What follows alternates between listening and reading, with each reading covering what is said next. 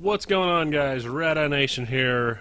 Finally doing this SoundSwitch video tutorial thing that I've been wanting to do for quite a long time. I've been battling with this laptop trying to die on me. I'm going to see if I can push through it and get this video out finally. Alright, so brief introduction here. So SoundSwitch, it's an amazing piece of software if you don't already own it. I'm not being paid by SoundSwitch at all for this. I really wish I was. It'd be nice. But with me not being paid, I can give you my unbiased opinions about everything and all the little quirks and everything and tell you how terrible it is. I'm just joking. SoundSwitch is the best thing since sliced bread. So a little history real quick about SoundSwitch. I believe it's came about 2016 roughly is when it first came out. It was first started off being owned by Chauvet DJ, or Chauvet, however you want to say it. I believe it was Chauvet DJ and not Chauvet Pro. So sometime between the beginning of the year and now, here in 2020, SoundSwitch, or Chauvet I should say, sold SoundSwitch to InMusic. For those of you that don't know, InMusic is basically like an umbrella type company. They own companies like Denon, Aki, Alias, which is the drum company. They make the electric drum kits. Alto, I got a couple Alto speakers. M Audio, Newmark, Mark Lighting, which, little fun tip, I believe Mark Lighting was made by Newmark and so on and so forth. One big company owns it now. Ion, Rain, and now recently SoundSwitch. So they're all under one big company called InMusic, which is actually where I just had to send off my NV2 to get repaired. SoundSwitch is technically a time coding software. A lot of people don't think of SoundSwitch as a time coding. Definitely like your full-time LDs that, you know, all they know is like MA, CAMSYS, high-end systems, those, you know, softwares and shit.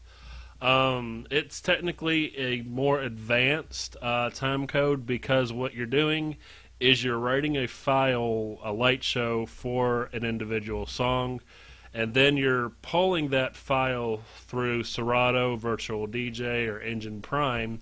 You pull that file out, and while you're in the performance feature, it also knows somehow algorithms and computers and BS that's above my head, knows what file you're playing, pulls that file up, and boom, your light shows are awesome. I'm going to be going over some quick keywords that I'll be using. We'll go ahead and clarify these up now. That way we don't get into, oh, what was he talking about? Track, it's the physical song that we'll be using. Script, it's basically when we write the show for our track. It's called the script. Timeline, this is going to be our timeline here. It's exactly what it sounds like. It's a timeline of that track. Cues, a cue is something that's going to be in a timeline that is going to cue your lights to do something, whether it's fading from off to red. Attribute cue. Attribute cue is same thing as a cue, but it's referring to our attributes. For example, in your moving heads, it would be your focus, your gobo rotation, gobo shake, focus, zoom, prisms, all that kind of stuff. Flag, a actual cue during the timeline itself. That usually contains attributes. They'll either look like this if they're saved, or this if you do them on the fly. Autoscript, it's going to be this automation button. Alright, last term. Color split. Sorry, color split don't exist yet in SoundSwitch. Technically it kind of does if you want to use your heads in the attribute mode for colors. That's the only way we can currently get the colors to split. We were trying to get color split to work. It just didn't work. I know it's something that they're wanting to do. At this point in time, it is not possible using a color picker unless you're using your heads in an attribute mode, which I'll cover later on why I don't recommend running your lights, your colors at least, in attribute mode. Alright, so to our next portion, I'm going to cover real quick our positions. I'm not going to really necessarily go over how to use them. I'm just going to say it's very important to make them and make them right. Definitely when you go over to blind editing. And you can even put them in groups and whatnot. That's completely fine. Just label them so you know what they are. When you bring in a new moving head, you're going to have to go back in and make, like, so home. Well, that one's kind of self-explanatory. Fan. So you're going to have to go in and bring your moving heads, your new ones, to match your current positions, I should say. Attribute cues. As you will kind of look, I've got a few attribute cues down here. I am running my laser in attribute color mode simply because I can do multiple colors with the laser. And in just regular color mode, I can't do like red, green, blue, like the rainbow colors. I can't do all those with the color picker, I should say. So that's why I have all my, attribute colors here.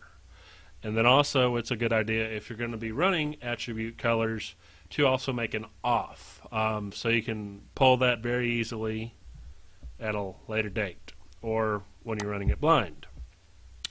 Also, for my focus spot 3Zs, I have pretty much everything I need to, so again, I can program blindly, not in front of my rig. As you'll kind of see, I'll kind of go over some looks that I've got. I got my beams for my focus spots, the CTO filter for it, focus for Gobo 1, and focus for Gobo 2. And then I also made some other kind of cool looks with layering two different gobos and focusing it just right. One of them is a water look, one of them is a fire look. Then I have zoom at 0, max zoom, zoom for heads 1 and 3. Now when I did this, what I did is heads 1 and 3 will be zoomed in, and then heads 2 and 4 are not zoomed, so they're still at 0. And then we flip that for 2 and 4. 1 and 3 are back at 0, so you got a nice big wide open, and then 2 and 4 are zoomed in. So when you alternate between the two, your lights will kind of be doing that with the zoom feature. It's kind of a nice little touch. Then I have 4 different slow dances that I do. I'm mainly a wedding DJ. I really don't go and get to do these cool underground, if you want to call them anymore, raves and stuff like that. I'm mainly a wedding DJ. So we do a lot of slow dances and moochie goochie dances and BS like that. So to change up the look, like when I'm going through, programming wedding tracks. Alright, first song I'll do slow dance 1. Second one I'll do slow dance 2, so on and so forth. So again, pretty big deal on why our attribute cues are so important. Color palette. If you look, I have a bunch of different colors already saved, ranging from red all the way to white and black. Then I also have white using the slide here for the white colored LEDs, amber, and then I don't have a UV one just yet because, when you bring up the UV you can't see that little split down here. I don't know why, but you don't, so I just don't make one because when I'm programming blind, I've done it before and screwed myself up. These here are some other colors that I've made. This here is a UV green, kind of cool. UV, or the little white and amber. It gives me a nice little warm white, and then this darker purple is the color that is set for my heads to go to purple. And then I also got this nice looking pink. When programming your colors, unless you know or got your colors memorized, not all par cans are alike.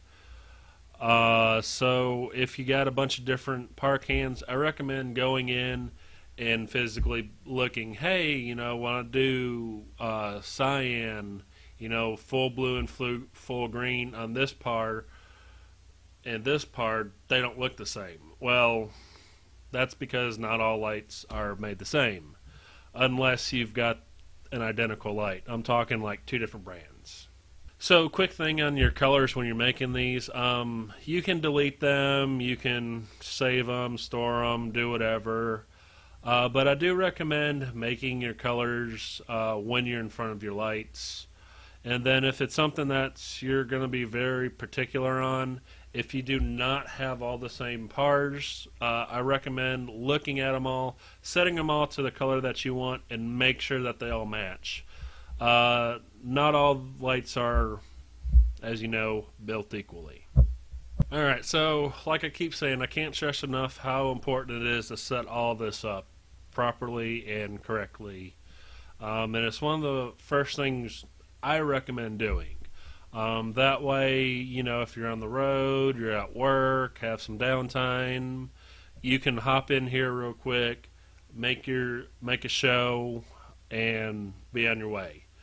For example, say you forgot to make a song or do a song that you know was going to be played. You can kind of toss something together very quickly, and it'll look good instead of having to resort to an auto loop.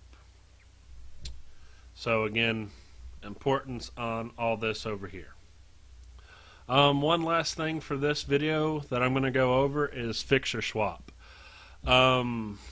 At this time, there is no way to reorder these lights that are over here. It has been my biggest pet peeve since day one. Why? Well, now I got two moving heads here, because when I first started, I had two moving heads, and now I got two moving heads down here. And then I got the rest of my rig in between. Then I have to scroll up, scroll back down. It's just a pain in the ass. So about a year ago, my computer had to get a new hard drive. It completely crapped out on me. So I started everything from scratch. Now all my moving heads are together. And you're asking why this is a problem. Well, everyone's lights are constantly growing. If you're like me, you know, every year you invest and get something new and bigger and better.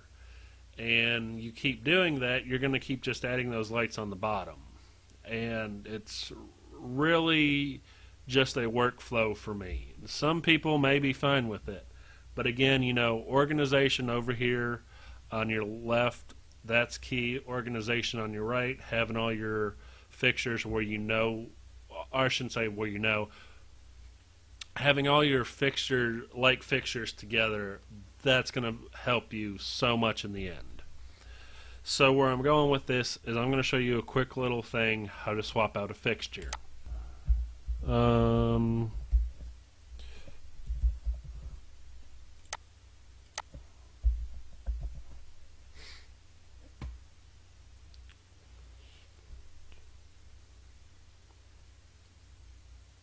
Alright, so like I said, warning, this could delete that timeline. It could. I'm not saying it will. So you're going to press Alt, grab the fixture, drag it to wherever one you want, let go. It's going to give you blah blah blah blah blah blah blah blah blah blah blah. Okay. Done. Here's the new fixture. Here's everything that you just seen me do, and I don't have this unit, so I can't test to make sure it works, but according to the timeline here, it works. Alright guys, I'm Rad-I-Nation. Hopefully you learned something. Like I said, I'm trying to keep these videos short, trying not to get off on too many tangents. And until next time, Rad-I-Nation signing off.